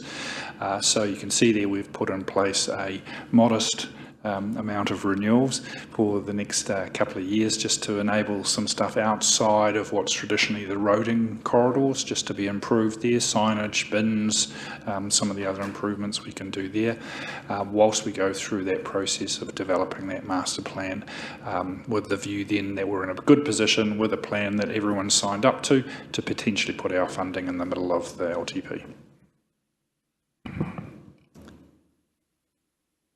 Councillor Brown. Thank you, Madam Chair. Potentially the planning goes wider than some of the discussions we've had earlier. Just trying to join some dots here. We're short on basketball courts. We potentially the courthouse, well, not potentially, the courthouse is moving in 3 to 4 or 4 to 5 years, and potentially maybe we could think about having a new convention centre and a hotel on that spot. That will require a business case, and would this funding be enough to go towards putting together that business case, if and understanding the opportunities that might evolve for a lot further down the track? Yes, Councillor. I think the key thing here is, and we've talked about it, is there is now more certainty around Ministry of Justice's timeframes of its relocation to the block Pukawatua Street through to Hinimore. So that does start opening up a case of, well, what's going to happen with the former courthouse site, would be my hope. We've got the framework in place that we currently have, so it would be out of our current economic development budgets that we would start looking at that business case, and also the master planning to make sure that with owners we would be talking about where that sits within a future redevelopment perspective. So yes, it would be possible to fund that. I think this focus is more on the renewals and more on the capital expenditure to actually deliver some projects that might fit around those key private investment points. So the question is, do you have enough money in this pot or in OPEX or to put together a business case for some wider thinking? Yes. Okay, thank you. Councillor Maxwell? Yeah, thank you. JP answered a couple of the questions I had, but also no, I support what you're putting forward to us here, JP, and refreshing my memory. Yeah, we've got to lift the Tūtanakai spine even more, and I think timely with the courthouse going out, some vision into that particular area, and especially if we're going to lift the brand reputation, we better ensure that our CBD is something they can look forward to. Thank you. Okay, so then councillors, we just need some direction then around the options. So remembering this was originally taken out, we were going to proceed with the top line there. And so now we're asking for direction as to whether or not we remodel it by putting in back into years 1, 2 and 3, 3.3 million, or we remodel it and signalling that we're still going to do something, but we're not going to do it until years 4, 5 and 6, or we just leave it to whatever happens when the next LTP is discussed. Councillor Brown? Sorry, I'm not 100% clear on, into year 4, sorry, now I understand. Option 2 is into year 4, 5 and 6. Yeah, so we're looking at signalling that we'll put some money into the LTP for delivery in years 4, 5 and 6, rather than just leaving it till another LTP for another council to maybe figure it out. So we're actually signalling a future intention to give some investment into this inner city. Thank you. Yeah, I understand. So I'd put forward option 2 as the prudent one, given the constraints on our debt levels in years 1, 2 and 3.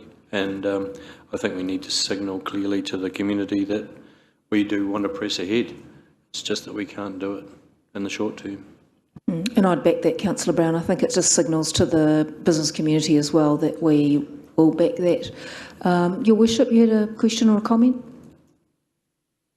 I was just going to support that option 2 for year 4, 5, 6. Although I'm not entirely sure whether all of the 3.3 million will be included or needed. However, that can be a discussion in future. Yeah, I think, sorry, if I can make that make more sense. I think it is good to go with the option 2 once we do get the feedback from all of the community on all of the various options in the long-term plan. We may need to look at whether what we choose to prioritise over that year 4, 5 and 6, but certainly would support Councillor Brown in option 2. Thank you, Your Worship. Councillor Patterson. Thank you, Madam Chair. Just clarifying, JP, that I heard you right in answer to Councillor Brown's question. You do have the existing budget necessary to carry out the planning, design, etc. consultation to come up with a strategy without actually having to dip into any extra funding. That's correct, and I'm still just clarifying with you. Option 2 is about the larger new capex, but we also have the renewal line. So as we go through that planning discussions with our community, if there's some immediate short-term wins and renewals we need to do to lift the inner city, change the rubbish bins, improve the signage, tidy up some of those things, there is that top bullet point there as well. Great, thank you. Okay, so if there's general support for option 2, or is anyone else that wants to have a different opinion? No, sounds good, thanks. Okay, I've got some nods going around the room. Okay, so option 2 then, remodel and include 3.3 into years 4, 5 and 6. Okay, is the feedback Thomas and Una? Lake Tarawera capital rate? So no decision here, but we thought we'd share. So just remember, we're not a financer and we don't provide finance. We are setting a rate, and when we set that rate, we're trying to recover the cost of that project over a period of time. And as we build the project and look to recover it, we are able to recover the holding cost, which is obviously our interest cost. just like anything, if you finance something over a period of time, the faster you repay it, the less interest you pay. And so therefore, if we're recovering the cost over a 25-year period, we have a longer holding cost on the financing component of that project, and so therefore that is passed on via the capital rate. And so what you have there is, I guess, for that community to take on board with regards to, and they'll provide feedback on where that is. We can accommodate all 4 of those options, but as I said, we've got it currently modelled on 10 years. If we extend it, it just means it'll take us, we won't have as much borrowing capacity going forward, but we're only talking about 20 million here against an overall borrowing program of about 450 to 500 million. So the longer they leave it, the more they will generally pay, because council will hold that borrowing cost longer, which means we pay more interest, which means that capital rate will recover that cost. So there's no decision to be made? Because, no decision. No, so it's just really more for information at this stage, councillors. So questions, Councillor Patterson? Madam Chair, thank you, Thomas. So just clarifying from an interest perspective, the interest that's used to calculate this over 25 years as opposed to 10, is that based upon our borrowing rate from the financiers, or is this just general bank interest? Our rate. So I guess, yeah. So we model it out, and I think we've used an average of about 6%. I can't quite remember, but which tends to be our average cost of borrowings over a longer period of time. I guess to provide clarity, so the scheme is built. It's built based on current estimates. The likely cost would therefore be $50,000 per ratepayer as a lump sum. If you choose to finance that, if you choose to recover that over a 10-year rate, that moves the cost per ratepayer to $67,000. If you choose to instead recover it over a 25-year period, it moves the cost to $97,000 per ratepayer. Right. So that's the simple math of it. So if I was going to, let's say I'm a ratepayer, I don't have the money in the bank, so I'm going to go and get a mortgage on my property, and go to the bank and say, can you give me this money? Would the rate that we provided to them be cheaper than going to the bank and getting the loan? Generally, yes, remembering we're not a financer and we're not providing finance at any time. Our council cost of borrowing is generally lower than what people get out into the market.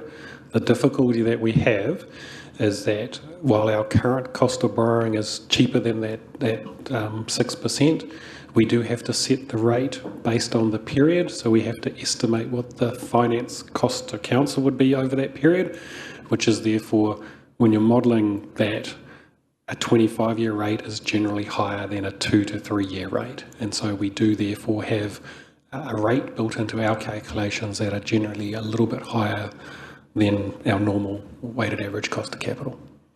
Thank you. We've got another workshop on this, haven't we, in the new year, is that yes, right? And we can go into lots of little rabbit holes and detail. And so, councillors, unless it's a really burning question now, maybe those questions, because there's no decision to be made around this, we could probably leave any burning questions that need to delve into the level of detail that we don't need to go into today until that workshop. Yep. So I guess this is for the community, and I'm sure that more discussion will take place. Yep. Okay, thank you, Thomas. I think that reaches the end of your slides, and it's handing over to, Councillor Lee. Thank you, Madam Chair.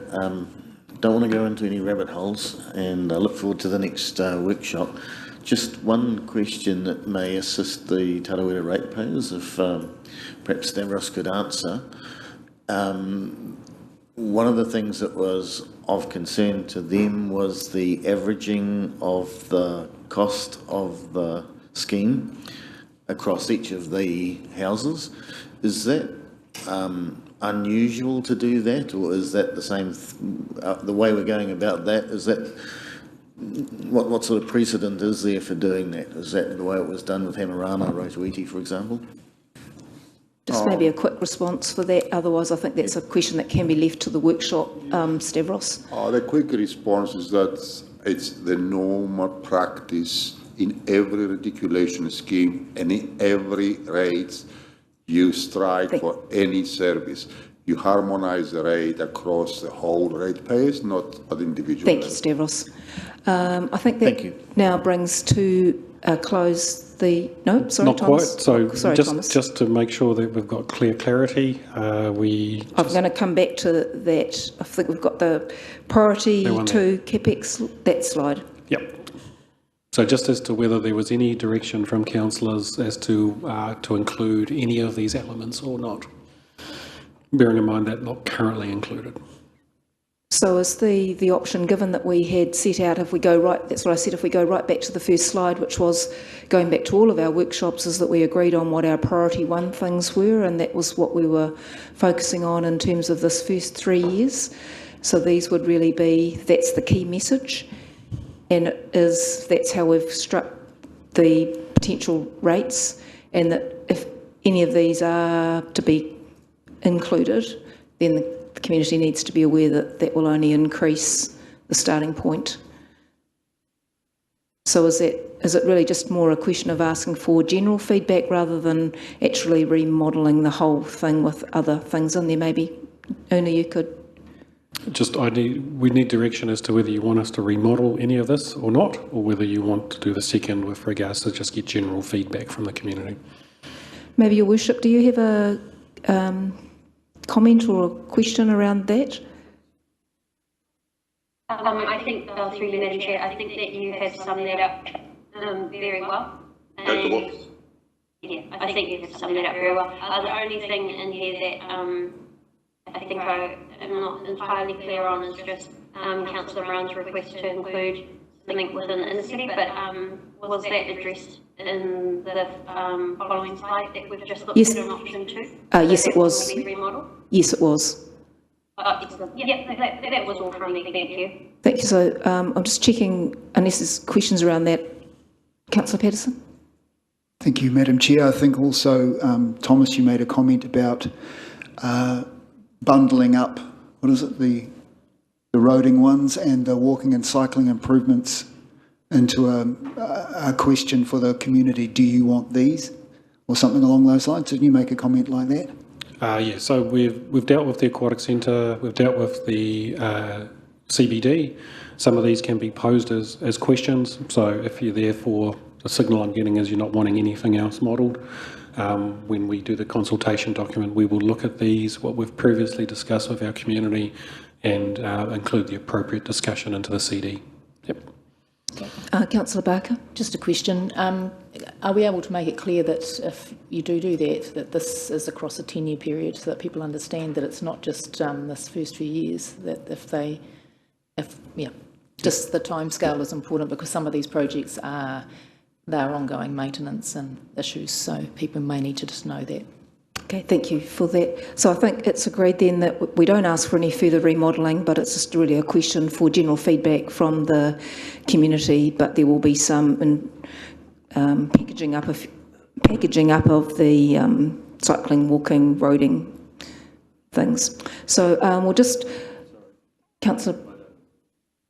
Sorry, I don't agree. Madam Chair, the safety stuff that we've taken out, the subsidised spend, I think needs to go back in, personally. And the green one, I think that just needs to go back in, full stop. And remodel it or whatever you need to do, but we need to, I think we need to spend the money on Malford Road and, you know... Is there a question then of remodelling, what the cost is of just doing that essential road? I think because we talked about before about the priority of the road safety. So we need direction from council as to whether you want us to include it into that final model or not. So that there would equate to about $400,000 a year of additional capital works that council would fund, and that would be predominantly funded from debt and rates, because it is 57% subsidised. So If the councillor is indicating would like it included, I guess we need a signal from the council as to whether there is support for that, otherwise we won't include it. Yeah, well, my vote is to add it back. Just checking what's the level of support. So that's all of the 8.2 million Over 10 years. over 10 years. Yep, so 800,000 a year over 10 years, of which 57% of it is subsidised, so approximately 350 to annual cost to council in our CapEx program. So just checking online, is there general support for that as well? There seems to be general support in the room here. Yes. Okay, so that's the only thing to be remodelled then. So I think we've just got 10 minutes left. Just going to hand over to Una now to just do the final wrap up on key messages, what's going to be in the consultation document, and we'll aim to finish at 11 o'clock.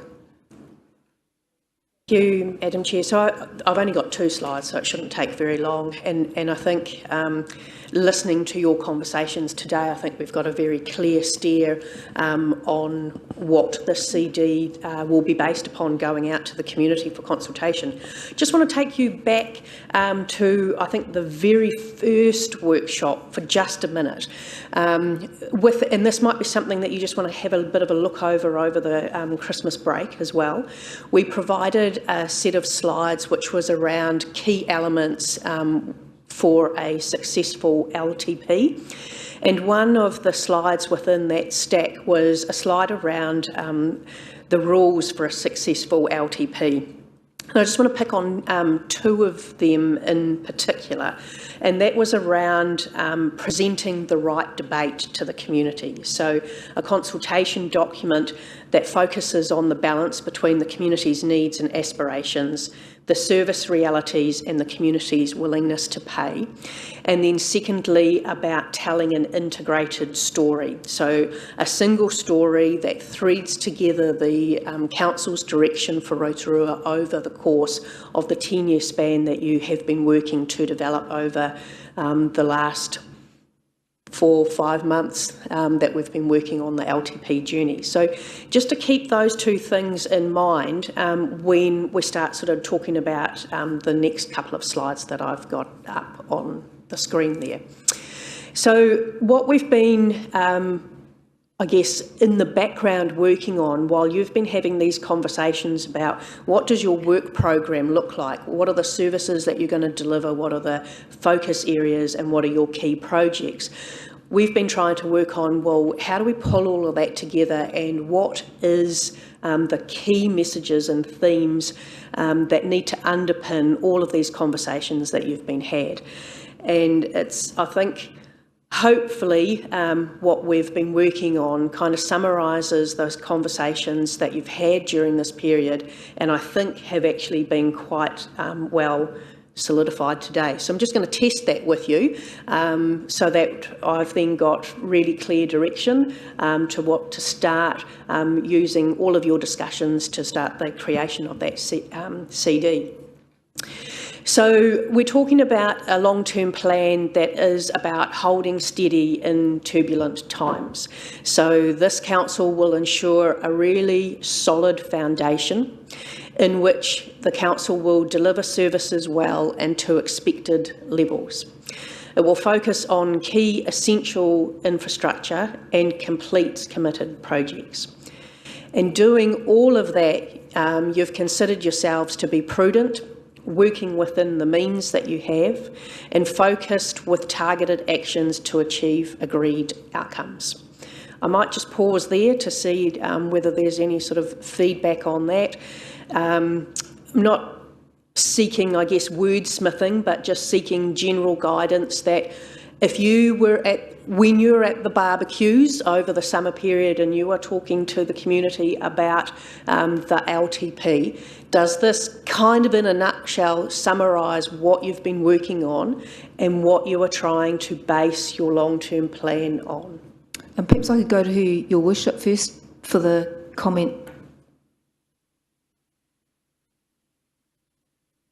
Thank you very much, Madam Chair. well, yes, we are trying to provide stability at this time, but really it's about delivering critical infrastructure and services. Completing committed projects, I suppose it's just that focus again on what is critical for our community. So we do still have ownership over what we're choosing to do. We're not just having to deliver what somebody else's plan was. What we're doing is we're looking at what the community needs and what is most essential in this time. So providing that stability is quite important. I'm not quite sure around what a solid foundation is, but we are providing and ensuring confidence in our community that we'll take care of business, that we will be stewards of rates, and that we will make sure that while we may need to readjust in these financially challenging times, we're also ensuring that we are investing in our future in ways that are meaningful and will deliver outcomes. So I suppose in all that we're doing in this long-term plan, it's having to look at what is the most urgent priority and what do we believe will actually have benefit to our community, because we invest a significant amount of money into the community. This therefore has a significant impact on our local ratepayers, and we must be ensuring that in everything that we do, they are able to see a benefit to themselves, and that it clearly aligns with the priorities of this council. Thank you, Your Worship. Are there any further comments, councillors? Councillor Brown. I concur with what the Mayor is saying. And what you've got there up on the PowerPoint, but I would ask everyone to consider, for you to consider thinking about the future, because what we've done is left the door open for further investment. I think the solid foundation, to answer the Mayor's question, is around a solid foundation, financial foundation, to allow for additional investment and an exciting future for the city, and I think that comes around the CBD, potentially a convention centre. We're allowing for the sports fields to be developed. We've listened to the community and what and hydroslides potentially. Some of the exciting things that come in the city that we're trying to create around tourism and the visitor economy. So I think a nod to, or some comment about where we want to go in the longer term would be something that I would ask everyone to consider. Thank you. I do, in another working version, actually have a sentence or two that actually pretty much summarises that. Thank you, Councillor. But didn't want to put it up today, preempting the discussion that you've had today, where you have looked at some of those longer term priorities and have now asked for us to, remodel them back in. So thank you. Any other feedback, councillors?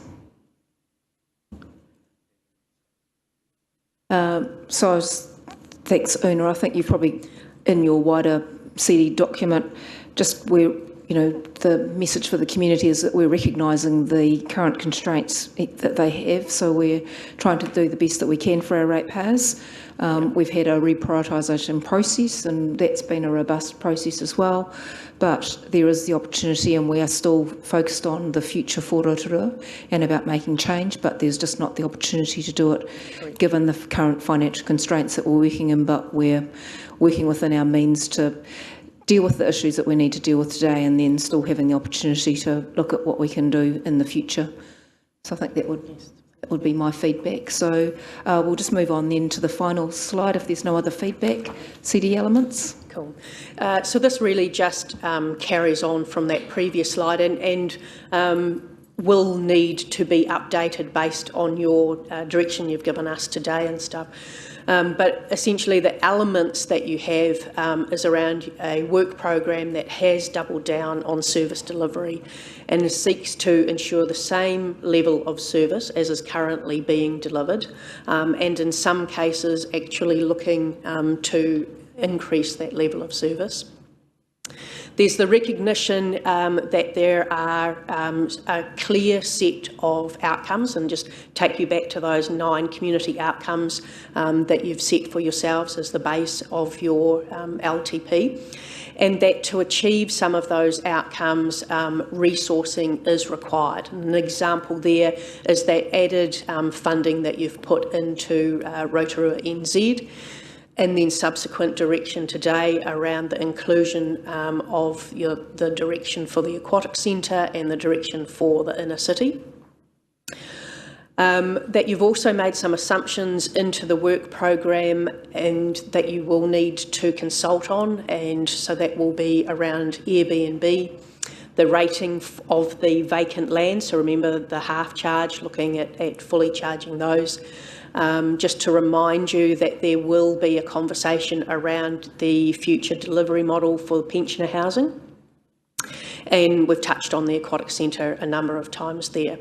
And I think it's important to note, and that's been part of, I guess, the underlying premise of today's conversation, is that you have considered a number of initiatives, but at this time you've made the balance that they are not affordable at this point in time, but you're not wanting those to disappear. So if I come back to that slide around those priority 2 projects that aren't currently modelled, but they are seen as initiatives and things that you don't want to lose sight of. So that would become a part of the CD as well, is that we're not losing sight of these. We do want to look at including these. The time might not be quite right now, but the council will have further conversations about those, and I think you can have quite a good conversation with the community based on that. Thank you very much, Una. I think that probably covers it off for today. Your Worship, do you want to have any final comments before we close the meeting, the workshop? Oh, thank you. I just have actually a question just regarding that first bullet point. Sorry, can you please just elaborate on what that means?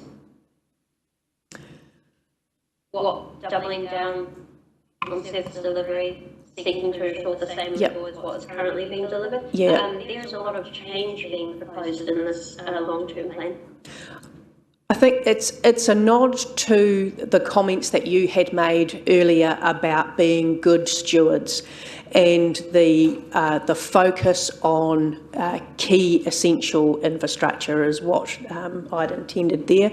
But with this being live streamed, there's been some really good narrative that has come forward from yourself and from others around the table, that we will fine tune all of that as we develop the CD more over the January period. Okay, thank you very much. Probably just in closing, I want to really thank the staff for the significant amount of work that they have put into developing this for us.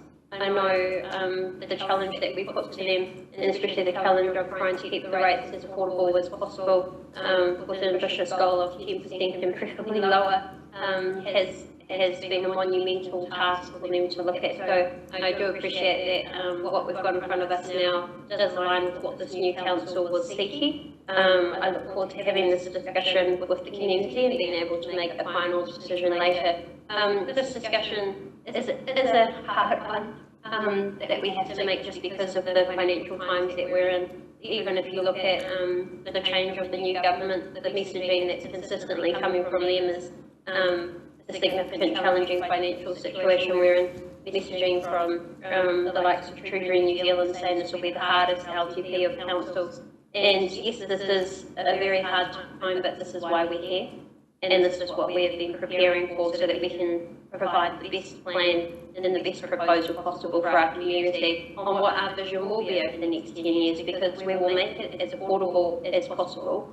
We will deliver the things that are essential and critical, but we will also have that conversation on what does council services and priorities look like to you, the community, and we really look forward to hearing that feedback from them. We are in a time of change, but that also means a time of opportunity, so we look forward to making the most of those in the future. Thank you. Thank you, Your Worship. Just conscious now that it is just slightly after 11 o'clock. Unless there's any final questions for Una, I think that I can just echo the Mayor's comments to thank the staff very much for all of the work that they've put into the last several months, both in terms of workshops, preparation of all the documents, all of the modelling, all the financial work, and the drafting of all the documents. Thank you also to councillors for taking part in all of the workshops and the work that you've put in through the year. I hope that you have a restful Christmas and that everyone, including all of the staff, although I know some of them will still be busily working on the documents, have a restful and relaxing Christmas and New Year break. So with that, could I ask Councillor Patterson if you could close the meeting with a karakia, please? Certainly, Madam Chair. I will finish off in English as I started in the reo. Restrictions are moved aside, so the pathway is clear. To return to everyday activities, allied, enriched, unified and blessed. Thank you, Councillor Patterson. Declare the workshop closed. Thank you. Merry Christmas.